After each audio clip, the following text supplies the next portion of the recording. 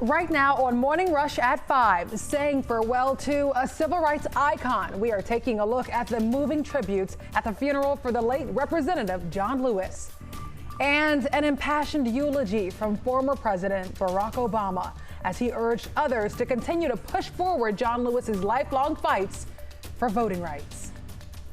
Plus, we're remembering the life of Henry County businessman and former presidential candidate Herman Cain after losing his battle with COVID-19. We have those stories and more today, Friday, July 31st. Live from Atlanta, Morning Rush starts now.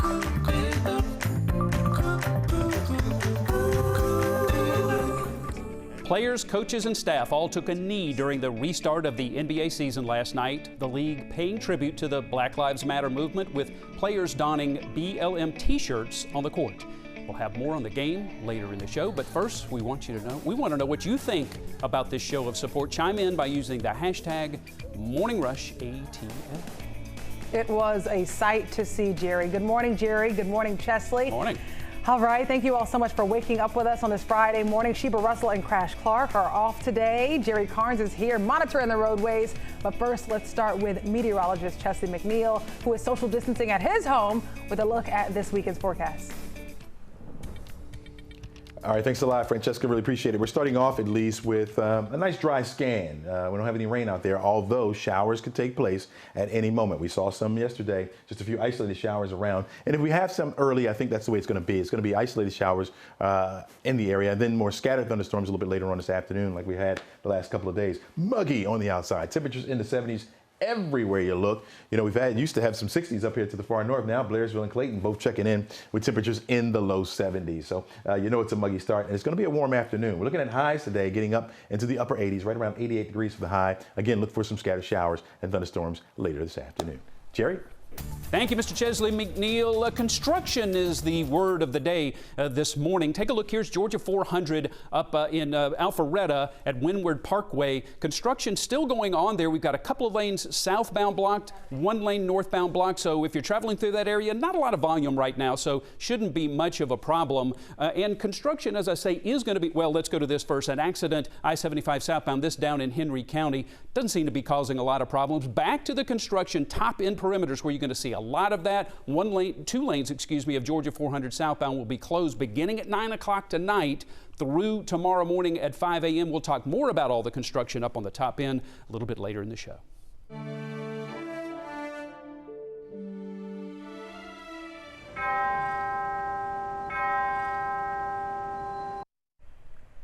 An emotional send-off to civil rights icon John Lewis. People from all walks of life coming together to salute the freedom rider at his private funeral yesterday.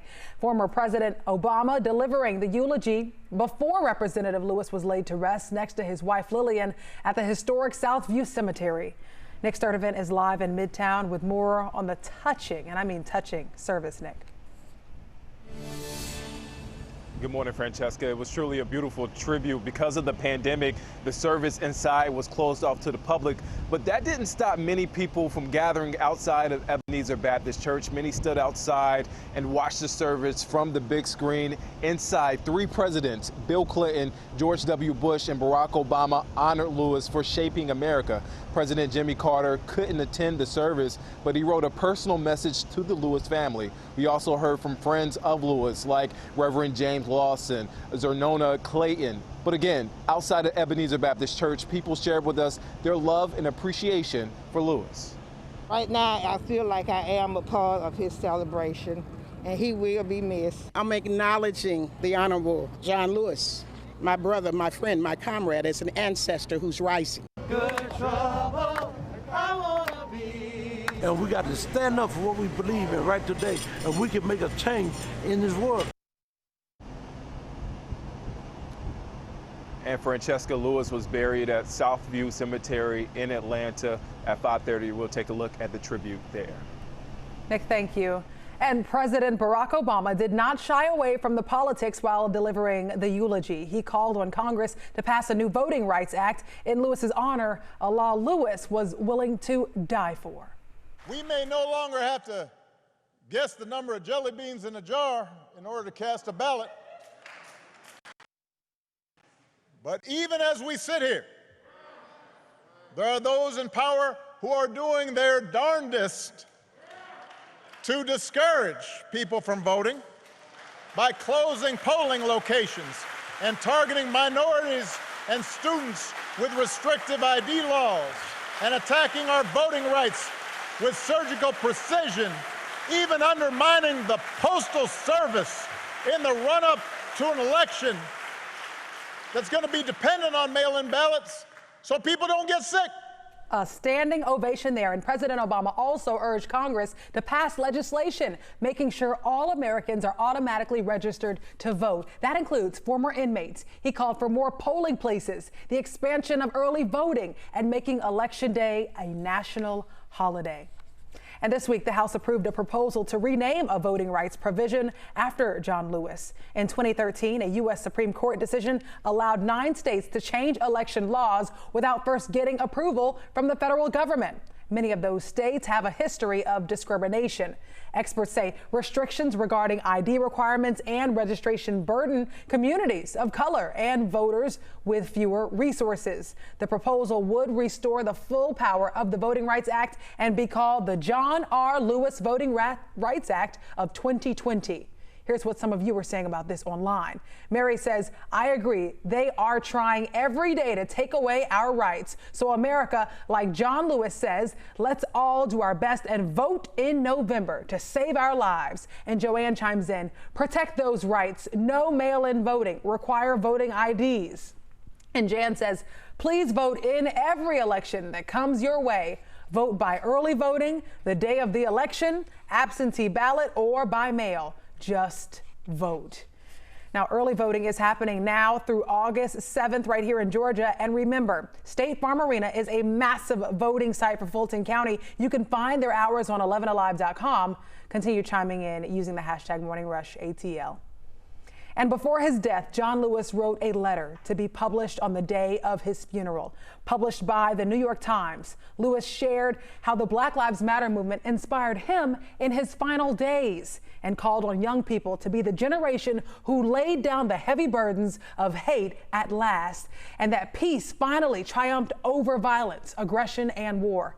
You can hear or read Congressman Lewis's final letter in its entirety on our website, 11alive.com. It is impeccable, guys. You'll also find videos and photos both of John Lewis' remarkable life and the touching tributes in the days since his passing. Now to some other top stories we're following on this Friday morning. Former Republican presidential candidate Herman Cain has died from COVID-19. He attended President Trump's campaign rally in Tulsa, Oklahoma in June. Less than 2 weeks later, he was diagnosed with the coronavirus.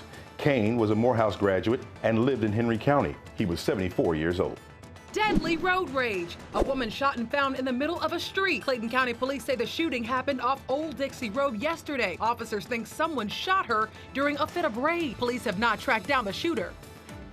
Set to expire. One of Governor Brian Kemp's COVID-19 orders is set to expire today. It bans events with more than 50 people. The order also calls for a shelter-in-place mandate for people considered high risk for the virus. The governor's office plans to announce the next steps later today. Here at 11 Alive, it's our mission to bring you facts, not fear. Right now on Morning Rush at 5:30, laid to rest. After 6 days of tributes, Congressman John Lewis is now in his final resting place. A look back at the emotional ceremony for the civil rights icon. And as COVID-19 cases rise in our state, Governor Brian Kemp faces a decision on new restrictions. A look at the executive order set to expire today. Plus, President Trump floats the idea of pushing back the 2020 election. We verify if he has the power to change the date. We have those stories and more today, Friday, July 31st. Live from Atlanta, Morning Rush starts now.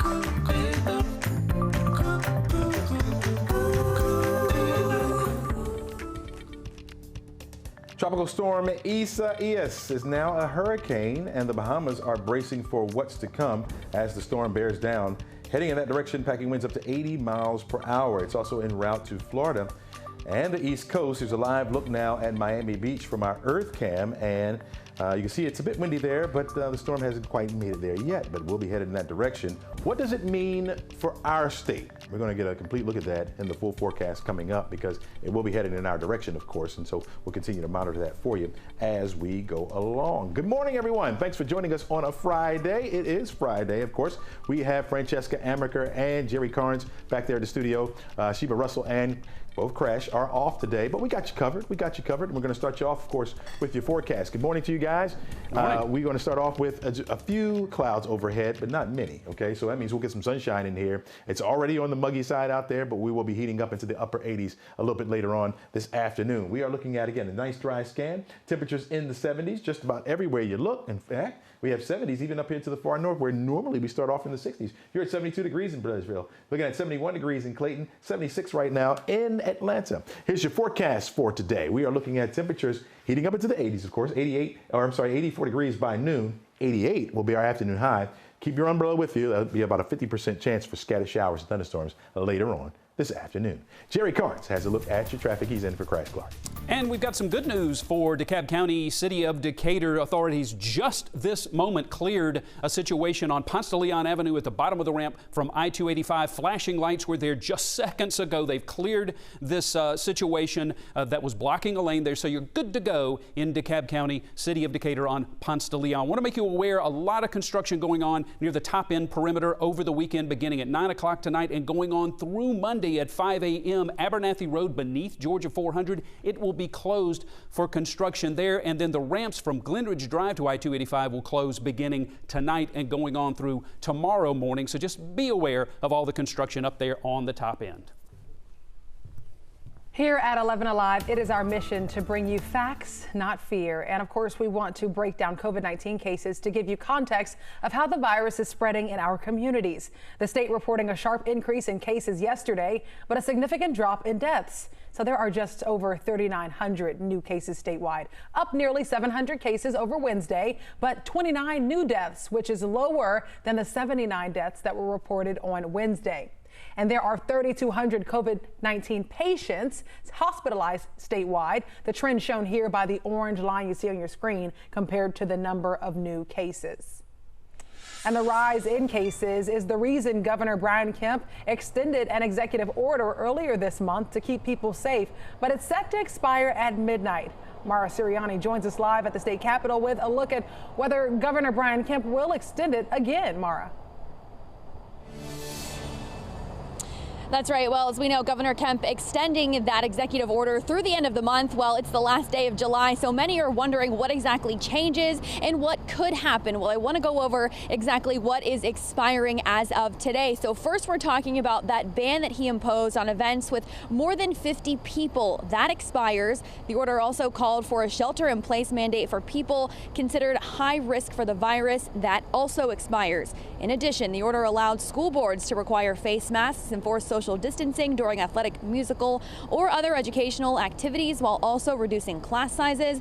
And lastly, Kemp's executive order called out all local mask mandates that were more restrictive than his. Well, the issue, as we know, became a heated battle with the governor and Atlanta's Mayor Keisha Lance Bottoms. Earlier this week, Kemp's attorney canceled a request for an emergency court hearing scheduled for his lawsuit against Bottoms. So Governor Kemp is still encouraging all Georgians to wear a mask, but as far as what's next, we could learn more about that today from the governor's office. And of course, if we do, we'll keep you updated on air and online.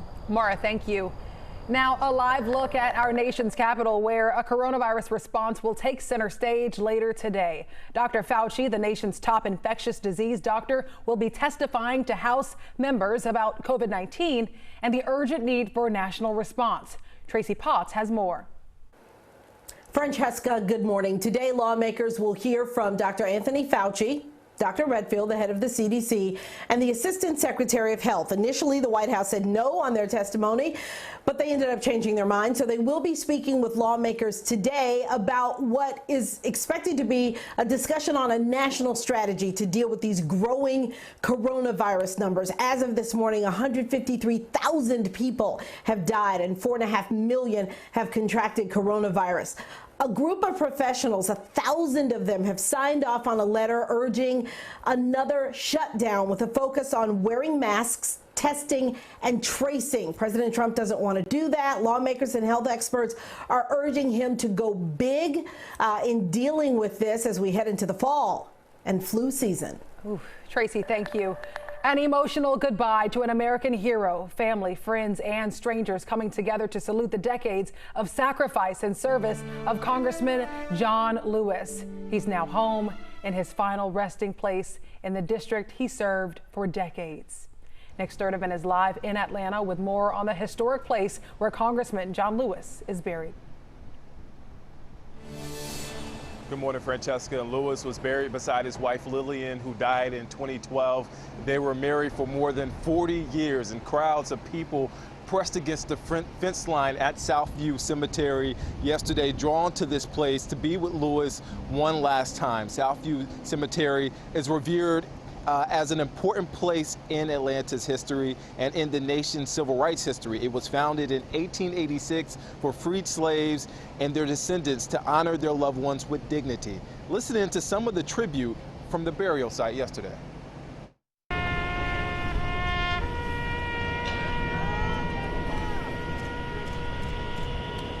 Now and forever, world without end. Amen. He was an inspiration to my life. And I pray that in the spirit of John Lewis, my son will rise up and do likewise. And Francesca, this marked the end of a 6-day celebration at, again, Southview Cemetery, the final resting place for the late Congressman John Lewis. Nick, thank you. And to see the powerful ceremony dedicated to Congressman John Lewis, download the 11 Alive app, plus learn more about his life and legacy. Just tap the app. Now to some other top stories we're following on this Friday morning. Remembering Herman Cain, the former GOP presidential hopeful losing his battle to COVID-19 on Thursday. The Henry County businessman had been rushed to an Atlanta hospital earlier this month after attending a President Trump campaign rally in Oklahoma, reportedly without a mask. A former Cain staffer tweeting out she was saddened to learn of the passing of her former boss. The Morehouse College graduate was 74 years old. The city of South Fulton takes a stance against no-knock warrant, the city prohibiting the action unless an officer's life is in danger. The council passing the resolution this week, calling it Breonna Taylor no-knock warrant. It honors the 26-year-old who was killed in Kentucky when police came firing into her apartment in March because of a no-knock warrant. Shorter season, shorter games. Major League doubleheaders now becoming a pair of 7-inning games. It's the latest major rule change for the season because of COVID-19. Players and staffers with the Marlins and Phillies testing positive for the virus. The Associated Press saying the new rules goes into effect tomorrow for the rest of the season. A story trending this morning is not sitting well with UGA and Georgia Tech fans. The SEC announcing it will play a 10-game in conference-only schedule this upcoming season. So this means the annual Georgia Tech will not be played for the first time since 1924. The SEC is making the change because of the impact of the coronavirus pandemic. The SEC commissioner says the new schedule helps support the safety measures that are being taken by each university to ensure the health of the campuses. This story has many of you talking on our 11 Alive Facebook page. Becky writes, "What a bunch of crap. Tech is closer than any other school to UGA." And Janice writes, "Just say it's not true, please." Renee writes, "We all know who would have won anyway." Oh, Renee. The SEC football season kicks off September 26th, and the SEC title game will still be played at Mercedes-Benz Stadium, but pushed back to December 19th. And of course, you can join the conversation about this story on our Morning Rush Insiders page right now. All you have to do is search Morning Rush Insiders and send us a request so we can approve it. Chesley. All right, thanks a lot, Francesca. We're looking at